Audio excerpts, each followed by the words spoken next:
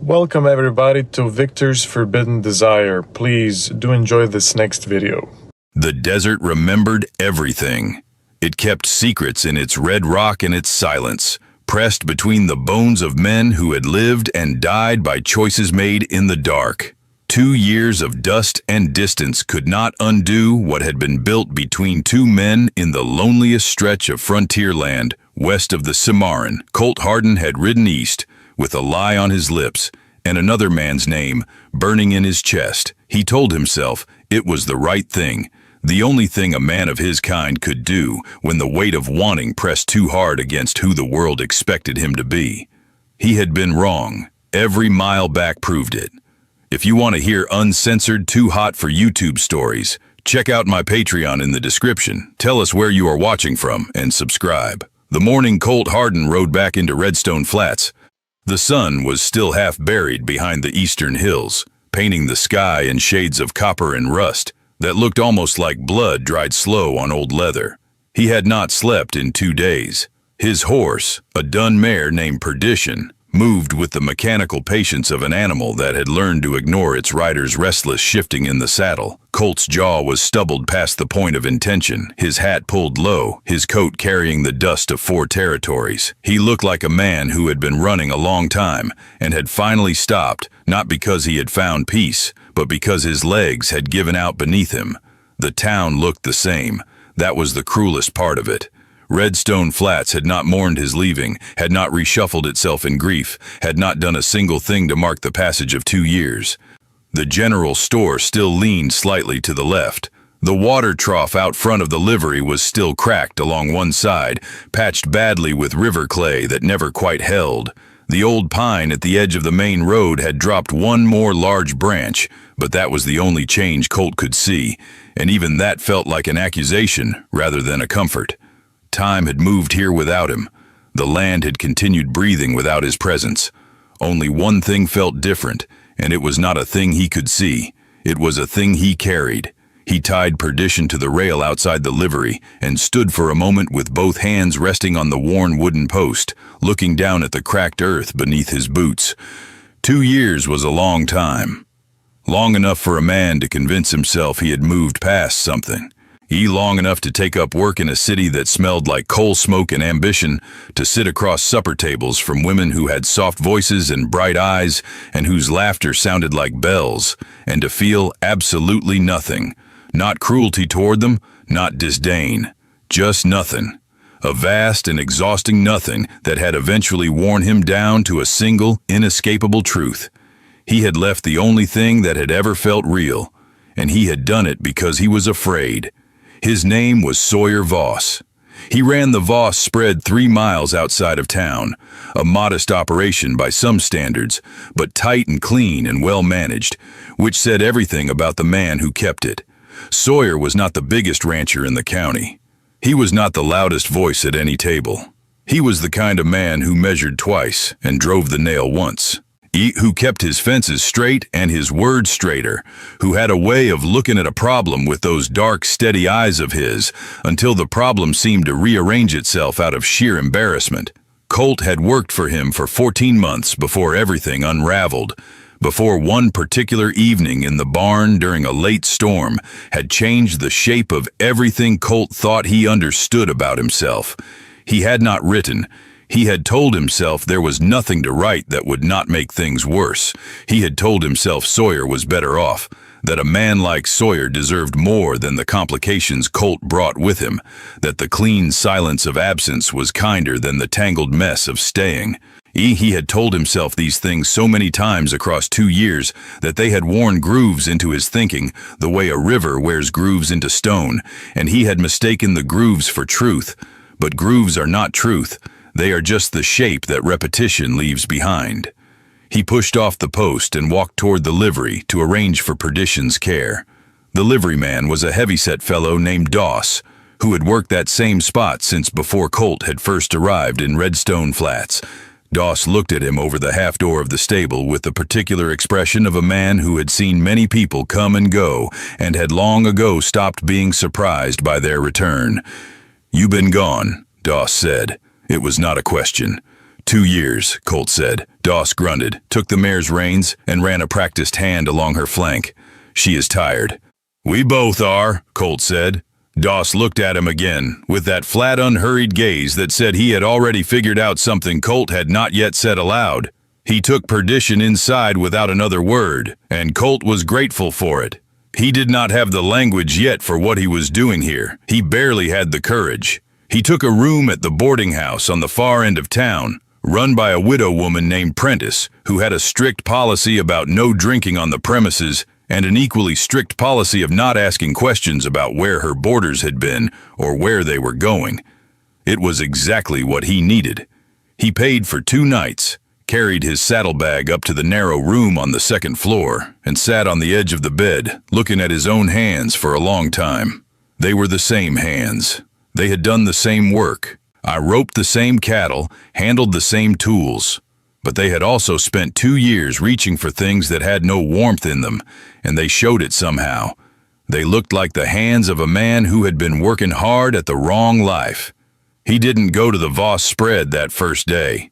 He told himself he needed rest, needed to think through what he was going to say, needed something to eat and a long night's sleep before he could face whatever was waiting for him 3 miles outside of town. These were all reasonable explanations. They were also, he knew perfectly well, the latest in a long series of small cowardices. He had been building those cowardices like a stone wall for 2 years, and now he was standing on one side of it, looking at the height of the thing he had constructed, and trying to remember what was on the other side that had frightened him so badly. The evening settled over Redstone Flats with its usual slow indifference. Colt sat at the corner table of the town's one eating house, working his way through a bowl of stew that tasted of salt and not much else, listening to the ordinary sounds of a frontier settlement at the close of a working day. Men talking about weather and cattle prices and a disagreement over water rights, 2 properties to the east. A woman laughing at something her companion said. The scrape of chairs, the clink of tin cups, the distant bark of a dog. Ordinary sounds. The sounds of a world that had not stopped turning while he was gone. He heard Sawyer's name before he saw the man's face. The 2 ranchers at the table nearest the door were talking about a land dispute that had apparently been simmering for months, and Sawyer Voss was mentioned as one of the men who had weighed in on it at the last town meeting, his argument apparently being the one that had cut through the noise and landed on the side of plain sense. Colt sat very still when he heard it. The sound of that name spoken aloud by someone else, spoken casually without weight, just a name in the middle of a conversation about water rights, did something to the inside of his chest that he could not have described accurately to anyone. He left without finishing the stew. Sleep came badly that night. He lay in the narrow boarding house bed, listening to the wind working its way through the gaps in the window frame and staring at the ceiling while his mind made its circuits. He thought about the 14 months he had worked the Voss spread. The way the work itself had felt different there, had felt purposeful in a way that other work never quite managed. He had worked other spreads before Sawyer's, had been a traveling hand for years, moving from county to county with the restlessness that had been his primary companion since he was 17. He was good at the work, efficient and reliable, the kind of hand foreman liked because he showed up and did the job without drama. But it had always felt like exactly that, a job, something he did in exchange for wages and board, something that ended at the close of each day and left no particular residue. The Voss spread had been different from the second week. He could not have said precisely why at the time. The land itself was part of it. That particular stretch of high desert country, with its red canyon walls and its surprising pockets of green, where underground water broke the surface, its enormous silences that felt less empty than the silences of other places, and more like the silences of a held breath. But mostly, it had been the man, Sawyer Voss, moving through that land as though he belonged to it, rather than owned it, as though the arrangement was one of mutual recognition rather than possession. Colt had spent 14 months telling himself that what he felt was something simpler than what it was. Respect. Admiration for a man who knew what he was doing. The natural closeness that came from working hard alongside someone in difficult country. He had been very thorough in his telling of these smaller stories to himself. He had believed them right up until the evening of the storm. The storm had come from the northwest, the fast and violent kind that the high desert produced several times a season, the kind that gave you maybe 20 minutes of warning before it arrived with all its full force. They had been in the south pasture checking on a section of fence that had been reported weak, and they had made it back to the barn with the first rain just starting to fall, heavy and cold and sideways in the wind that was already tearing at everything. They had worked quickly in the barn, securing the horses, checking that the stored feed was properly covered, moving with the practiced efficiency of two people who had been working alongside each other long enough to anticipate each other's movements. And then the storm had arrived in earnest, and they had stood inside the barn doorway, watching it, standing close together in the way that people stand close in small sheltered spaces, close enough that Colt could feel the warmth of Sawyer's shoulder against his own.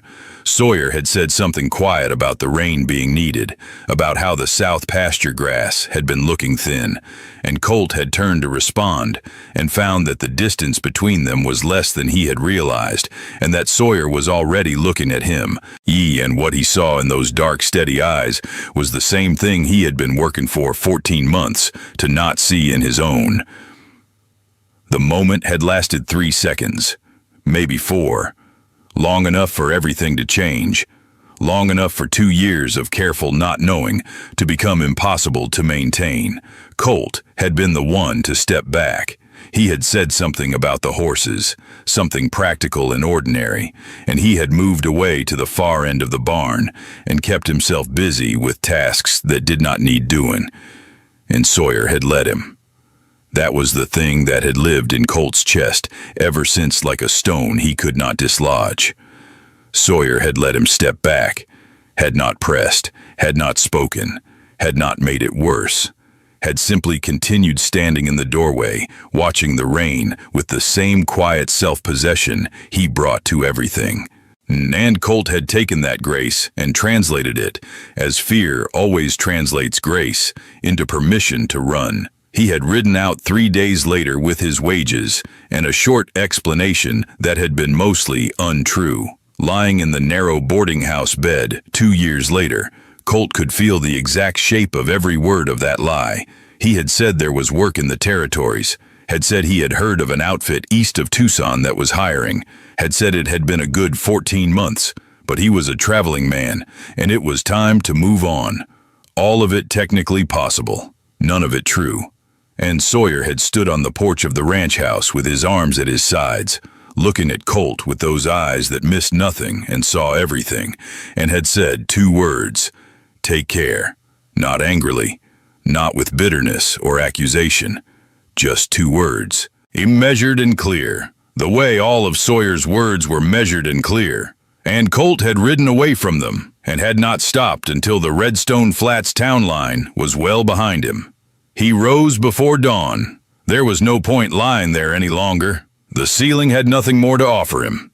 He dressed in the dark, pulled on his coat against the early chill, and went downstairs without waking anyone. The town was utterly quiet in the last hour before sunrise, the particular quality of quiet that belonged only to small desert settlements, and to men who had made up their minds about something difficult. He walked to the livery, and Doss, who apparently slept in the loft above his own horses, appeared at the sound of Colt's boots on the straw-covered floor and had Perdition saddled without being asked. The man had an uncommon gift for understanding what was needed without requiring it to be said. Colt rode out of Redstone Flats in the gray light before dawn with his heart making itself known in the way it had not in 2 years. Not the numb rhythmic function of a man getting through days. Something louder. Something that was either the beginning of the worst mistake of his life or the end of a long and costly wrong turn. He was not sure which it was. He was riding anyway. The road to the Voss spread was familiar to his hands and to Perdition's feet even in the low light. The 3 miles went quickly, the way any distance goes quickly when what is at the end of it has been occupying your mind for 24 months. He crested the low rise that looked down on the ranch and pulled Perdition to a stop. The spread looked the same. That tight, clean organization that was Sawyer's signature. Fences straight, buildings sound, the kitchen garden to the south side of the house, showing the first pale green of early plants. Smoke rising from the chimney, which meant the day had already started inside. The barn door was standing open, and as Colt watched from the rise, a figure came out of it. Tall, moving with that particular unhurried deliberateness that Colt would have known at any distance. Sawyer stopped at the barn door and looked out across the land the way he always did in the early morning, the way Colt had watched him do 100 times in 14 months, taking stock, measuring the day, and then something changed in the set of his shoulders. He had seen the rider on the rise. Colt did not move. He sat on Perdition and looked down at the man who had not left his thinking in 2 years and waited to see what 2 years of silence had made between them. The distance was too great to read Sawyer's expression, but the figure at the barn door was very still, watching back. Colt touched his heels to Perdition's sides and rode down. He dismounted at the fence line and tied the mare to the post there, then walked the last stretch on foot. Sawyer had not moved from in front of the barn. He was wearing his work clothes, the heavy canvas trousers and the dark shirt that Colt remembered. His hat sitting the way it always sat with the slight forward angle that shaded his eyes in early light. His arms were at his sides. His face, as Colt got close enough to read it, was doing the thing that Sawyer's face almost always did. It was giving nothing away. Or rather, it was giving away exactly as much as Sawyer chose to give, which was never more than what he decided was appropriate, and the decision about what was appropriate was always Sawyer's alone to make. They stood 6 feet apart in the early morning light with the smell of hay and horses and desert sage coming off the land around them. "You came back," Sawyer said. Same flat factual tone as Doss at the livery, but not the same at all. "I came back," Colt said. The silence between them had weight. It was not the comfortable silence of two men who had spent long days working together and had no need to fill every moment with words. It was a different kind of silence. A silence that was full to its edges with everything that had not been said 2 years ago and had been building pressure ever since. "Well, what do you want, Colt?" Not a question. A straight line laid down between them that needed to be walked. Colt took his hat off. He did not know why. It felt like the right thing to do. He held it by the brim with both hands and looked at the man in front of him and said what he had spent 2 years not saying. "I left because I was scared," he said. "Not because of any outfit east of Tucson. Not because I was a traveling man. Because I stood in your barn in a rainstorm and understood something about myself that I had spent a long time not understanding, and I ran from it the way I have been running from most things that mattered in my life." Sawyer said nothing. "I went east," Colt continued. "Took work, tried to build something that looked like a regular life." He stopped. The words that came next were the words he had been circling for 2 years, had been approaching and backing away from in the dark of 100 different nights in 100 different towns. They felt enormous in his chest, too large for his throat, requiring something that he had not been sure until this exact moment that he possessed. "I could not do it, not because the work was bad or the country was wrong, because I kept thinking about you. Every morning, every night, for 2 years, and no amount of trying to think about something else made any difference." The desert held its breath around them. A hawk moved somewhere above the red cliffs to the west, a slow circle against the lightening sky. Sawyer's expression had not changed. Those dark eyes had not shifted or flinched. He was looking at Colt with the same steady measuring attention he brought to everything that required careful thought. And then he did something that Colt had not expected. He turned and walked into the barn. Not away, not a dismissal. He walked in and kept walking toward the far end where the early light fell through the high side window in a shaft of pale gold, and he stopped there with his back to the door. After a moment he said, without turning, "You going to stand out there, or are you coming in?" Colt walked into the barn. The smell of it hit him like something physical. Hay and horses and old wood and the particular quality of dust that collected in barns. The smell of 14 months and one particular storm. He walked to where Sawyer was standing and stopped beside him. They were looking at the shaft of morning light on the old pine boards of the barn floor. Neither of them was looking at the other. "You left without giving me a chance to say anything," Sawyer said. His voice was even. It was always even. But there was something below the evenness that Colt could hear now. Something that had not been there in that register before, or perhaps had always been there, and Colt had only now learned to hear it. "I know," Colt said. "I am not a man who says things twice." Sawyer's voice was still quiet. "I am not a man who runs after someone who has decided to go. I know that too. What I am telling you is that if you stand here and say what you just said, and then decide a week from now or a month from now that you need to run again, I will not come after you. And I will not be here when you come back a second time." Colt turned his head and looked at the side of Sawyer's face, the clean line of his jaw, the faint weathering at his temple, the way he was holding himself, still and deliberate, a man who felt things deeply and had made a discipline of not being moved by them before he was ready to be moved. "I spent 2 years being an idiot," Colt said. The corner of Sawyer's mouth moved. Not quite a smile. The memory of one, or the possibility of one. "You were always something of an idiot," Sawyer said. Colt laughed. It came out rough and unexpected, something that had been coiled up in his chest for 2 years, releasing all at once in a single unguarded sound. And then Sawyer turned to look at him, and the thing that had been below the evenness in his voice was there in his eyes now. Controlled still, but present, real, the same thing Colt had seen for 3 seconds in a rainstorm 2 years ago and had spent every day since trying to unsee and failing. "You still know how to work?" Sawyer asked. "I never forgot," Colt said. "There are fences down in the north pasture. Been meaning to get to them for a week." Sawyer moved toward the barn door, back toward the morning and the land and the work that was the language he moved in most comfortably, the language they had both always spoken without needing to name it. He paused at the threshold. The early sun was fully up now, clearing the eastern ridge, the light falling hard and gold across the red desert floor, and the clean lines of the Voss spread. He did not look back when he spoke, but his voice carried clearly through the still morning air.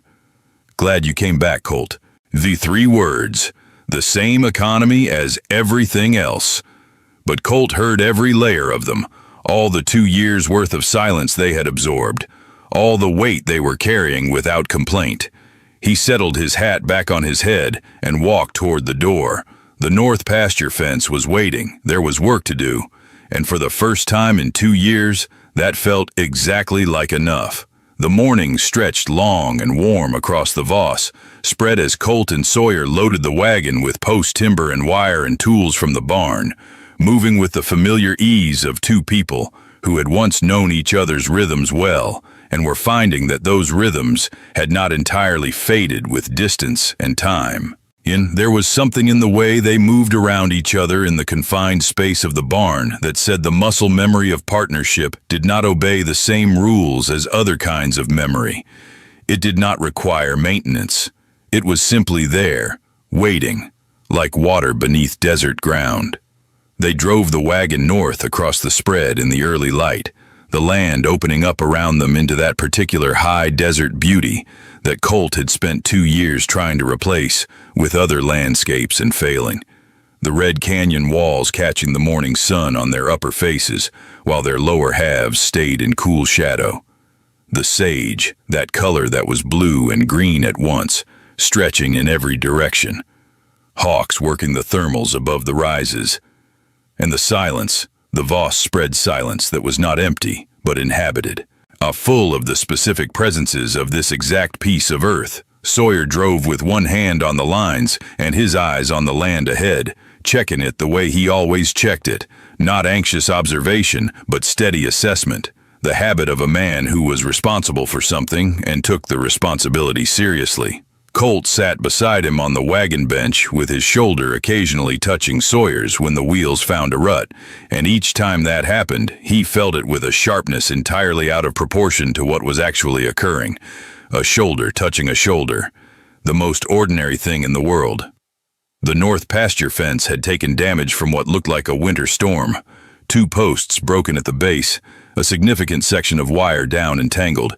His ground softened enough by frost heave that several adjacent posts were leaning. They pulled the wagon alongside the broken section and got out and began work, Sawyer with the post driver and Colt with the digger, starting on the first new hole, while Sawyer cleared the old timber. They had done this together before, dozens of times over 14 months, and the pattern reasserted itself without discussion. Who took which task, who moved where, the spacing of their movements, so they were never in each other's way. It should have felt strange after 2 years. It did not feel strange at all. It felt like something picking up where it had been left. They worked through the middle part of the morning without much talk, the way men work when the work itself is the conversation. The sound of the post driver going down, the squeak and click of wire being stretched and fastened, the occasional short exchange about the angle of a post or the depth of a hole. Practical language, the kind they had always been most comfortable in together. Colt could feel Sawyer's awareness of him the same way he had always been able to feel it, that attentiveness that Sawyer brought to everything that was in his care, and he was aware in return, with an intensity that made the work feel weighted. Around mid-morning, they stopped to drink from the water canteen and rest the horses that were pulling the wagon. They sat on the top rail of the section of fence they had already repaired side by side, looking out over the north pasture with the sun now well up and the land warming around them. "You see anything east of Tucson worth seeing?" Sawyer said, not quite asking. Making space if Colt wanted to fill it. Colt thought about the 2 years, the coal smoke city, the supper tables, the long string of adequately paid work in places that had never asked anything of him, and to which he had given nothing real in return. The careful, ordinary life he had constructed and inhabited, like a man wearing clothes that fit but were not his. "Nothing I needed," he said. Sawyer was quiet for a moment. He turned the water canteen in his hands, looking at it. "I had a hand here for a while. Came well recommended, good worker." He paused. "I left after 3 months. Said the country did not suit him." Colt looked at him. Sawyer was still looking at the canteen. I think the truth was the spread did not suit him. He was used to different arrangements. Colt heard what was underneath that. He heard it clearly. "Some spreads are hard to match," Colt said carefully. Sawyer looked up. Their eyes met and held for a moment, with that same quality as the barn in the rainstorm. That same recognition. That same enormous simple truth, sitting between them like a stone neither of them had yet picked up. "They are," Sawyer said. He handed the canteen across and stood from the fence rail, picking up the post driver again. But the right hand makes them work. They went back to the fence. By the time the sun reached its height and began its slow descent toward the western canyon walls, they had finished the north pasture section and were loading the remaining tools and timber back onto the wagon. Colt's arms were burning with the familiar good ache of a morning's real work. Sawyer's shirt was damp through with honest sweat. They were both covered in the red dust that got into everything in this country, the fine particular dust that Colt had spent 2 years trying to remember the exact color of and had never quite managed. Sawyer drove the wagon back toward the ranch buildings and Colt sat beside him again on the bench. The afternoon light was making long, warm shadows across the desert floor. A coyote moved at the edge of the sage, stopped, looked at them with that flat, clever gaze, then moved on about its business. "You can take the spare room," Sawyer said, as they came within sight of the ranch house. Colt looked at him. "If you are staying," Sawyer added, as plainly as he said everything, as if the question it contained were simply a logistical matter, and not something that had been living in Colt's chest for 2 years and 24 hours. Colt looked at the ranch house with the kitchen smoke rising from it, and the kitchen garden showing its pale green to one side, and the barn standing solid, and the fences running straight to the horizon in every direction. The whole of it belonging to this man sitting beside him on the wagon bench, who had spent 14 months showing him what a life built on honesty and steadiness and care looked like, and who had offered him grace enough to run when he needed to, and had made no performance of his own pain in the 2 years that followed. "I am staying," Colt said. Sawyer brought the wagon to a stop beside the barn. He sat for one moment with the lines in his hands before setting them down, and in that moment, Colt saw something shift in the controlled stillness of his profile. Not a collapse of the control, a release of something that had been held a very long time. "Then let us see about supper," Sawyer said, and climbed down from the wagon. That evening, the ranch house held 2 people for the first time in 2 years. The kitchen was lit with the warm light from the iron stove and the oil lamp on the table, and they ate what Sawyer made with the same plain efficiency he brought to everything else: beans and salt pork and cornbread, food that tasted like something real. They sat across the table from each other, the way they had sat many times over 14 months, the conversation finding its way into the rhythm it had always had between them. The spread, the fence work still to be done before summer, a report from the county meeting that Sawyer recounted with his dry economical sense of what was worth mentioning and what was not. Our Colt talking about the territory work? Some of it, the parts that were just work, the way those landscapes had compared to this one. At some point in the conversation, Sawyer refilled Colt's coffee cup without being asked, and when he set the pot back on the stove, he stood at the edge of the table for a moment, rather than returning immediately to his chair, and Colt looked up at him in the lamplight. The kitchen was quiet around them with the sounds of the night outside beginning. The crickets and the distant wind and the horses settling in the barn. Sawyer's dark eyes were doing the thing where they held more than he was saying, where the depths of them were visible to anyone who knew how to look, and Colt had spent 14 months learning how to look.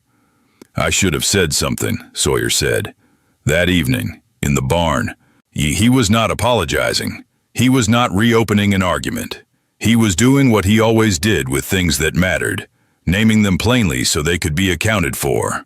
"I would not have heard it," Colt said. "I was not ready to hear it." Sawyer nodded once. "That is what I thought." He came around the table and Colt pushed back his chair and stood, and they were the same distance apart as they had been in the barn that morning, 6 feet that had been collapsing slowly all day, all 2 years, all the distance of every mile Colt had put between himself and this exact place. The lamplight made the kitchen small and warm. Outside, the desert night was enormous and indifferent. In here, there was only this: Sawyer's face in the warm light, the steady dark eyes that had never once in 2 years left Colt's thinking, not for a single day. Colt closed the distance. The first time their hands found each other in the warm kitchen light, it was not the rainstorm in the barn, not the charged uncertainty of that evening. It was something quieter and deeper, something earned by 2 years of costly wrong turns and one right choice made at last. Sawyer's hand was rough and warm and certain, the same certainty he brought to every task he undertook. And when he pulled Colt in, it was not with desperation, but with the measured deliberateness of a man who had decided something and was acting on the decision fully and without reservation. Colt pressed his forehead against Sawyer's and closed his eyes and felt the 2 years dissolving, not as if they had not happened, but as if they had been necessary. The long way around to this exact moment, the cost paid for the thing now arrived at. The lamp burned steady on the table. The desert breathed around them, and Colt Hardin, who had ridden east to escape what he felt and returned west because he could not survive the absence of it, understood at last the difference between the country you run to and the one you belong to. This was his country, this man, this land, this work and this silence and this warmth at the close of a working day. He was not running anymore. The spare room had a window that faced east, and the first light of morning came through it hard and honest, the way desert light always did. No softening, no apology, just the full, flat truth of a new day pressing through the glass and laying itself across the narrow bed where Colt Hardin had slept deeper than he had slept in 2 years. He woke to it with his hand already reaching for the hat that was not on the post beside him, the old reflex of a man who had spent too many nights in unfamiliar places, and then he heard the sounds below and remembered where he was. The particular sound of Sawyer Voss's morning, the iron stove being fed, the coffee pot settling onto the heat, the unhurried movements of a man who had been running the same morning, the same way for years, and had no need to think about any part of it. Colt dressed in the gray light and went downstairs. Sawyer was at the stove with his back to the door, already in his work clothes, already thinking forward into the day. He heard Colt's boots on the stairs and did not turn. "Coffee is ready," he said. There was nothing elaborate in it, just the plain fact of it. The same tone as telling a man the fence post needed replacing, the same economy. But Colt stood in the kitchen doorway for a moment before he went to the stove and took the offered cup, and he felt the weight of those 3 words in the way they were intended, which was as the most ordinary thing in the world, and understood that was exactly what made them remarkable. 2 men in a kitchen at dawn, one of them home. They ate without much talk and went out into the early light and went to work. That was the first day. That was how all the days began, and the rightness of it sat in Colt's chest like a coal that had been banked low for 2 years and was now drawn full air again. The spread had not suffered for his absence in any way that could be counted in fence posts or head of cattle. Sawyer ran a tight operation, and 2 years had not changed that. But there were things that needed doing that had been waiting for a second pair of hands, and Colt found them without needing to be directed, the way he always had, the instinct for what a piece of land needed that had never been as sharp for him anywhere else as it was here. The north pasture fence they had addressed that first morning was only the beginning. There were shingles on the barn roof that wanted replacing. The water trough at the east end of the pasture had a crack that needed proper attention before it failed entirely. The corral posts on the south side had been sinking with the frost heave of the past winter, and 3 of them needed to be pulled and reset. Sawyer watched him find these things and set to work on them without comment.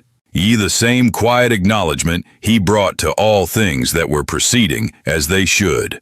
On the 3rd morning, he came out to where Colt was digging the first of the corral posts free and stood looking at the work for a moment. Then he picked up the iron bar and started on the post beside it. They worked the row together without speaking, the rhythm of 2 men who had done hard labor side by side before and had not forgotten the spacing of it, when to move and when to hold and how much space the other man needed to swing. It was on the 4th evening that Colt first sat in the second chair on the porch. He had not done it before. Those first 3 evenings had found him coming in from the barn or the pasture after Sawyer had already settled into the chair on the right side, and Colt had gone inside and let him sit. He had not known quite what the protocol was of it, whether the second chair was an invitation or simply furniture. On the 4th evening, he came in from the east fence line to find Sawyer on the porch with his coffee and the last of the day's light on the canyon walls, and something about the angle of the man's stillness said plainly that the other chair was there for a reason. Colt went inside and poured himself a cup and came back out and sat in it. Sawyer did not mark the occasion in any way. He continued looking at the canyon walls. The evening light was doing what it did at that hour, pulling all the red out of the rock and deepening it, the shadows going blue in the draws and the high faces still burning. A thing worth watching, and they watched it together in the quiet that had always been the truest territory between them. After a long time, Sawyer said, without turning his head, "How did the east fence look?"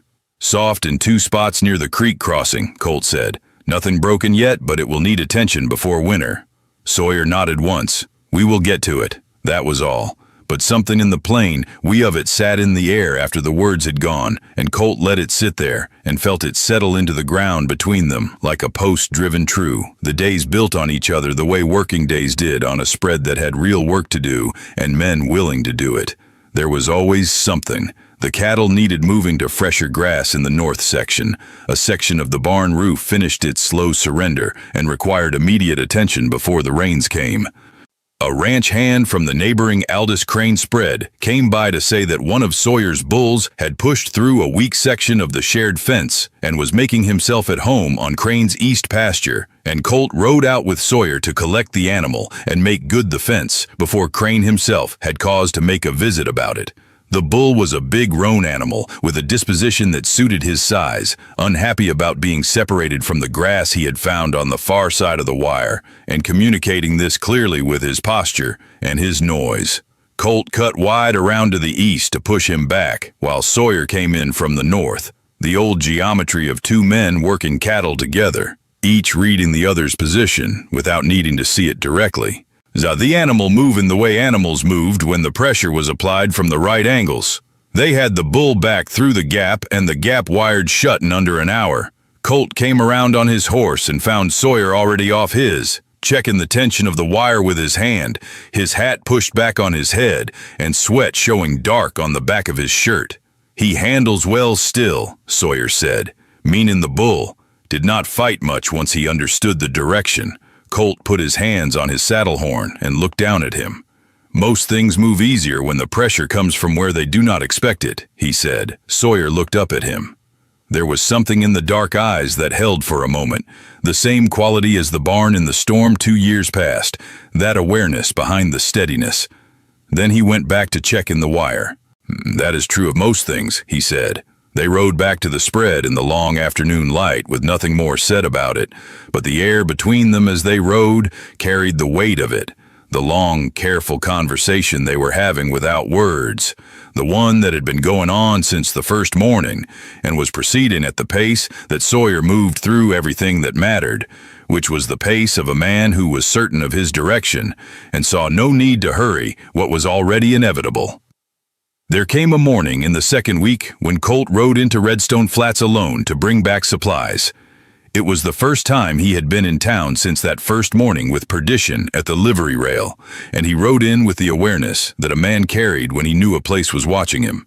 Not the clean awareness of danger, but the particular awareness of a small town that had already formed its questions and was waiting to see how a man answered them without being asked. The general store was run by a fellow named Burkett, a thin, precise man who kept his shelves in perfect order and his opinions in equally perfect order, and was known throughout the county for the thoroughness of both. Colt gave him the list Sawyer had written and watched Burkett's eyes go over it before going to work filling it.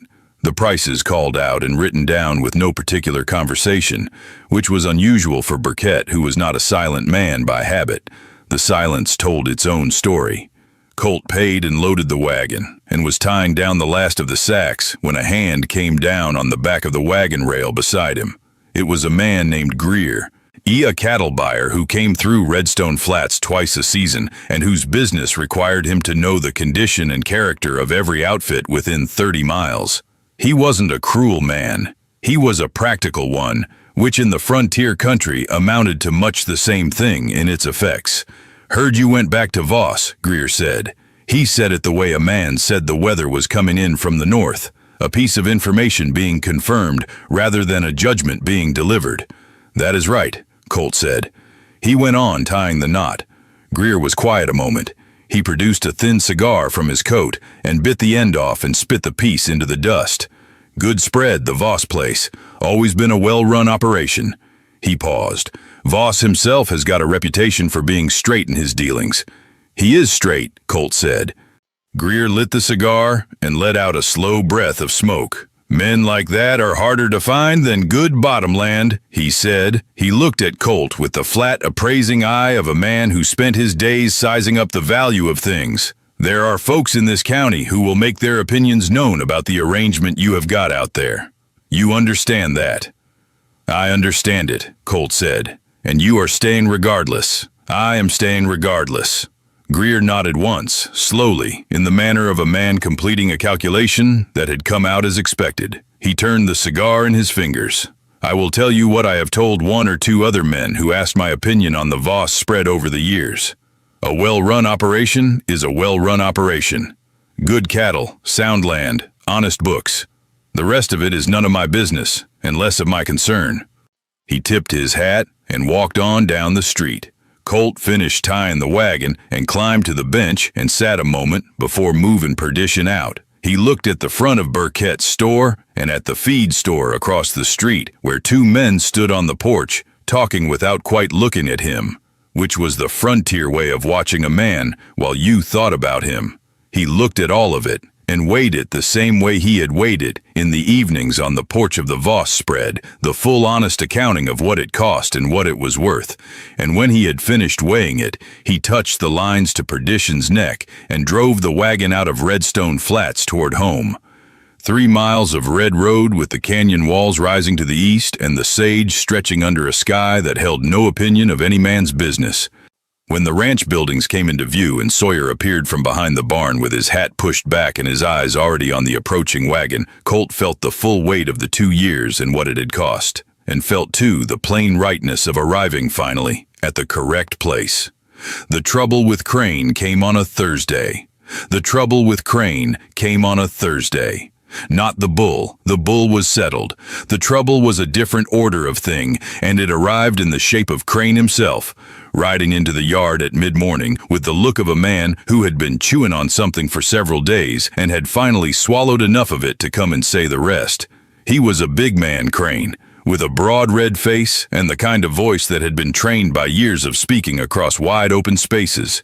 He always a half-pitch louder than the situation required, as if he had forgotten that some conversations did not need to carry across a quarter-mile of prairie. Colt was on the barn roof when Crane rode in. He stayed where he was and watched from above. Sawyer came out of the barn into the yard and stood looking up at Crane on horseback with his arms loose at his sides, his weight settled, the particular stillness of a man who knew what was coming and had already decided how to receive it. Crane got down from his horse.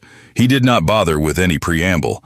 "I am going to speak plain, Voss. I would expect nothing less," Sawyer said. Crane looked toward the barn roof where Colt was visible, then back at Sawyer. "There is talk in town," he said, "about this arrangement you've got here." He paused, his red face working through something.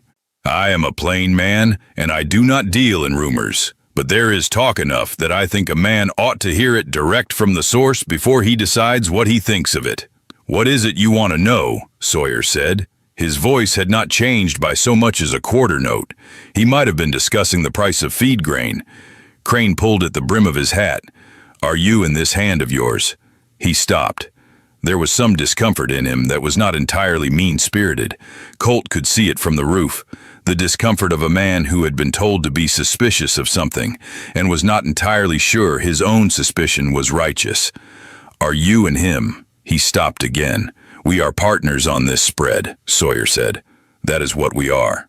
Crane looked at him. His jaw moved. "Partners," he said. "That is the word," Sawyer said.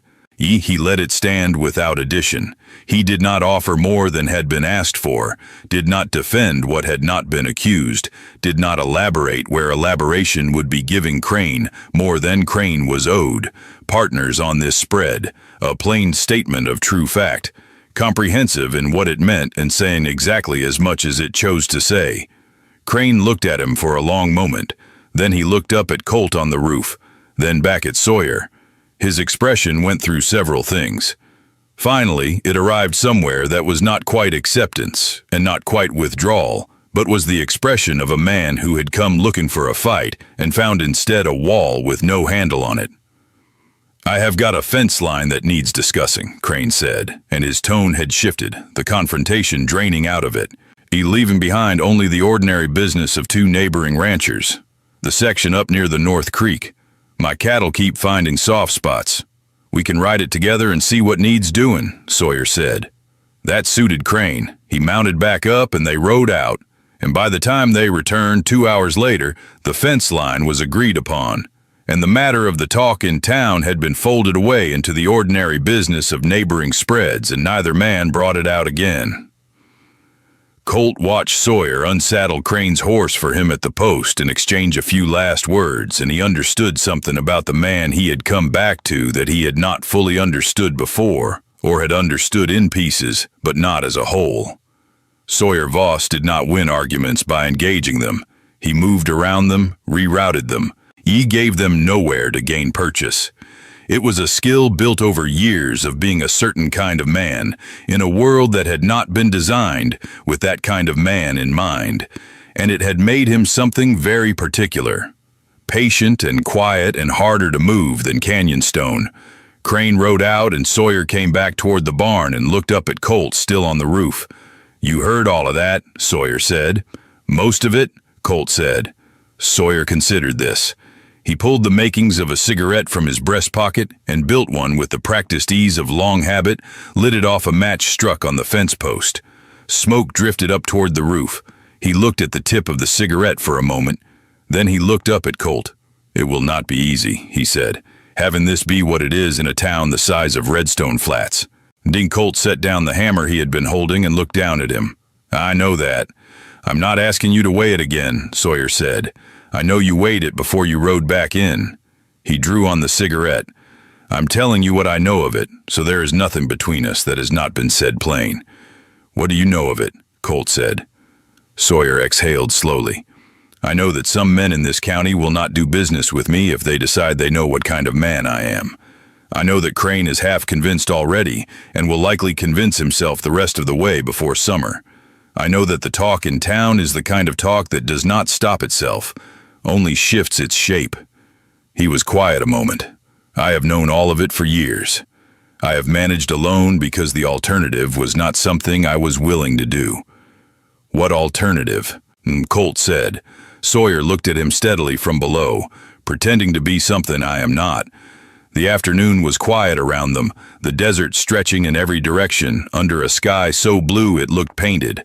A hawk was crossing far above, tilted on a thermal, going somewhere with the absolute conviction of a creature that knew its purpose. "I tried the pretending," Colt said. He picked the hammer back up. 2 years of it. He drove a nail. It does not hold. Sawyer finished the cigarette and ground it under his boot heel and went back into the barn. And that was the full extent of the conversation about it. The whole of what needed saying said and received and settled. The way Sawyer Voss settled everything that mattered to him, without drama, without performance, with only the plain, honest weight of the truth and the willingness to carry it. The days that followed built on what had been established. There was the work, always the work, the necessary claiming and reclaiming of a piece of frontier land that asked everything of the men who tried to hold it. There was the trouble that came with the territory, a wet spell in the middle of the month that turned the creek crossings soft and flooded the south pasture enough to push the cattle to higher ground, requiring 2 long days of wet, cold, muddy labor to manage. There was a sickness moving through the far end of the herd that required them to cut the affected animals and doctor them and watch the rest with careful eyes for a week until it was clear the thing had not spread. There was a night when a sound brought Colt out of the spare room with his rifle in hand to find that the sound was only a coyote at the eastern fence, bold enough to come that close in the dark, but standing in the yard in the night with the stars enormous overhead and the rifle in his hands and his blood up. Colt had felt the old soldier's readiness and had also felt that he was standing on ground he would defend, and that the two things together were the specific combination that made a man know he was home. Sawyer came out of the ranch house in the same moment, his own rifle, and they had stood in the yard in the dark, looking at the place where the coyote had been, and then looking at each other. And Sawyer's face in the starlight had held something that was not quite a smile but was the territory just adjacent to one. The expression of a man who finds the situation more lifelike than alarming, and Colt had felt something in his chest that was not alarming either, was in fact the opposite of alarming, was the warmth of a thing recognized. Just the one coyote, Sawyer said. Bold devil, Colt said.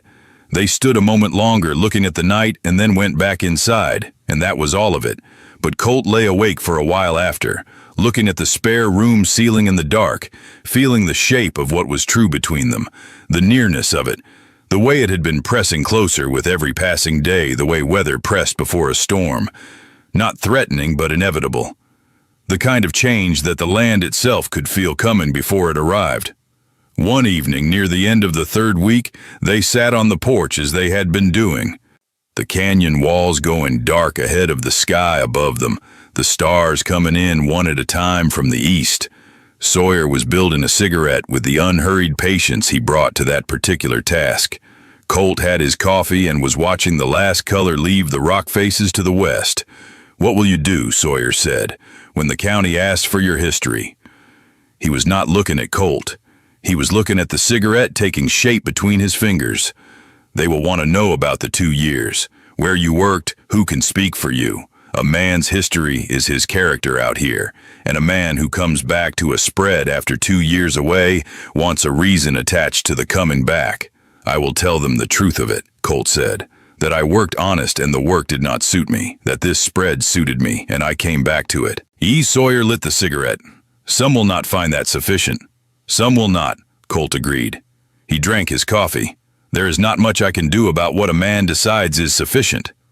Sawyer looked at him sideways through the first drift of smoke. "No," he said, "there is not." He turned back to the canyon walls. "But you can do honest work and keep your word and build a reputation that is worth something in its own right. In 10 years, men will not remember the 2 years you were gone. They will remember 10 years of straight dealing." Colt considered this. "You speak like a man who has been building a long time." Sawyer drew on the cigarette. 12 years on this spread," he said. "A man learns what holds and what does not." They sat in the quiet that came after that, the comfortable working quiet. And above them the stars continued their slow filling of the desert sky, and the canyon walls went fully dark, and the night settled around the Voss, spread the way it settled around everything it covered, without judgment and without distinction, the same dark for every man's business. It arrived on a night in the 4th week. They had been in the south pasture most of the afternoon, dealing with the aftermath of a section of fence that had come down in the night under the weight of a drifted bank of wet earth. The repair was heavy work, pulling the old posts and resetting new ones in ground that was half mud. And by the time they drove the wagon back to the ranch buildings, the light was going and both of them were worn down to the bone with it. The particular bone tiredness that was not unpleasant because it was honest, earned by real work done well. They put the horses up and went inside, and Sawyer built the stove back up from its afternoon low, while Colt washed the mud from his hands and forearms at the basin. The kitchen lamp was lit. The stove was crackling back to life. Outside, the desert, dark had come full down, and the night wind was working at the gaps in the window frame, the way it always did this time of year. A cold and constant voice. Inside it was warm, the warmth of a working kitchen at the end of a hard day. The warmth that is one of the oldest and best things a man can come in out of the cold to. Colt turned from the basin and Sawyer was right there, closer than he had realized, offering the clean cloth from the nail by the door. The lamp was between them and behind it, throwing its gold light across the kitchen and across Sawyer's face in the way that made every line of it visible. The weathering at his temple, the careful dark eyes, the set of his jaw that was the same set it always had, certain and deliberate, a man who had made up his mind about something. Colt took the cloth. He dried his hands. He did not step back. 2 years ago in the barn, he had stepped back. He had done it instinctively, the deep-trained reflex of a man who had spent his whole life stepping back from the things that frightened him most. And what he had gotten from it was 2 years of a life that fit like another man's boots, almost right, wrong in every step. He was not going to step back again. He had ridden 300 miles to stop stepping back. The miles had cost him. He meant them to count. Sawyer looked at him in the lamplight. The dark eyes were doing what they always did, seeing clearly, missing nothing, holding more than the surface showed. They had been holding this for a long time. Long before the rainstorm in the barn, Colt understood now, looking at it straight instead of away from it. Long before he had allowed himself to notice.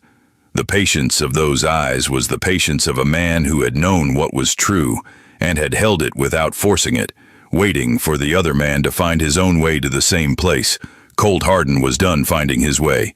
He was already there. He reached up and put his hand against the side of Sawyer's jaw the way a man steadied a thing he intended to hold on to. The roughness of several days of beard under his palm, the warmth of it, the solidity of the man beneath it, nothing uncertain anywhere in him. Sawyer went still for a breath, the stillness of something that has been held in for a long time, at the precise moment before it's no longer held in, and then his hand came up and covered Colt's where it rested against his face. They stood like that in the lamplight with the stove crackling and the wind working at the windows and the desert night enormous and indifferent outside.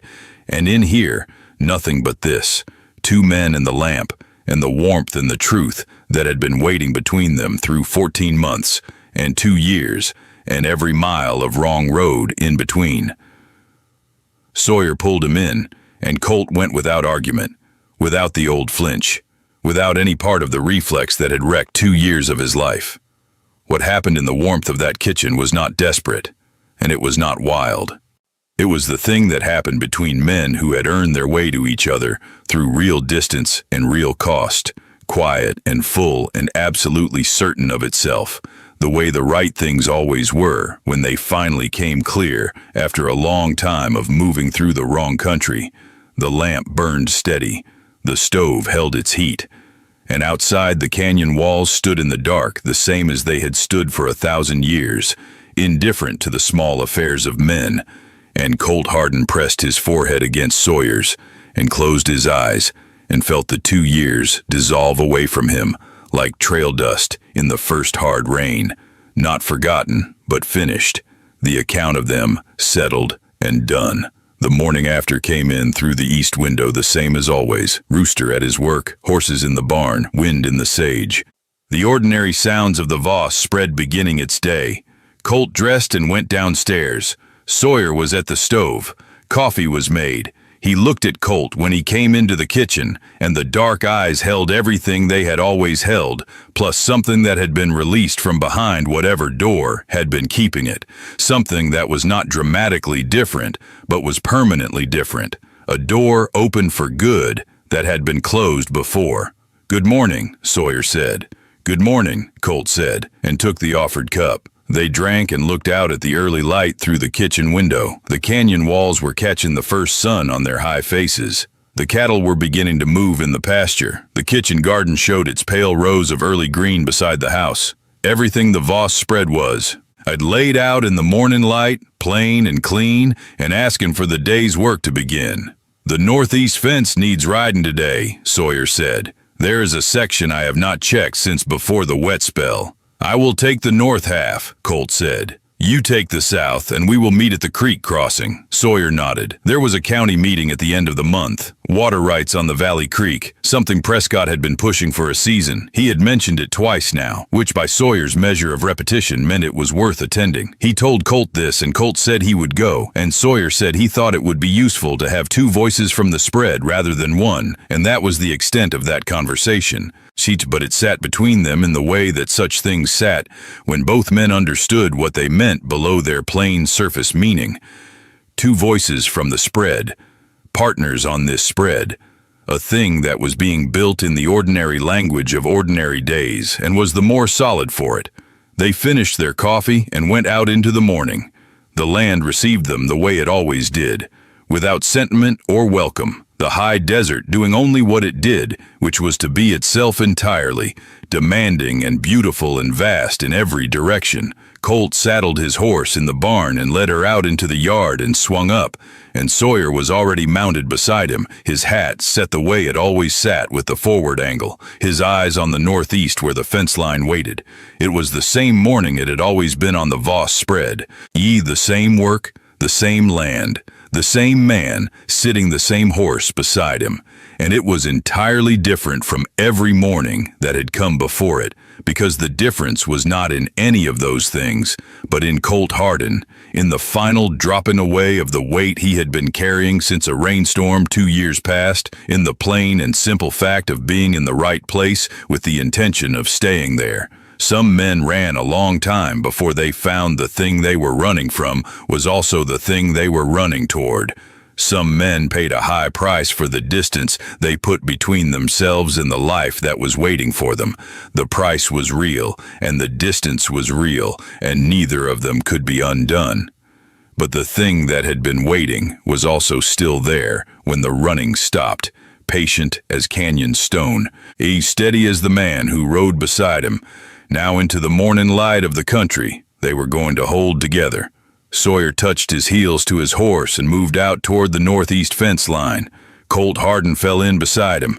The spread opened out before them under a sky so blue and clean and wide it seemed to hold every possible morning that had ever been or ever would be. And they rode into it together, the work ahead of them and the day full of it, and that was exactly and entirely enough.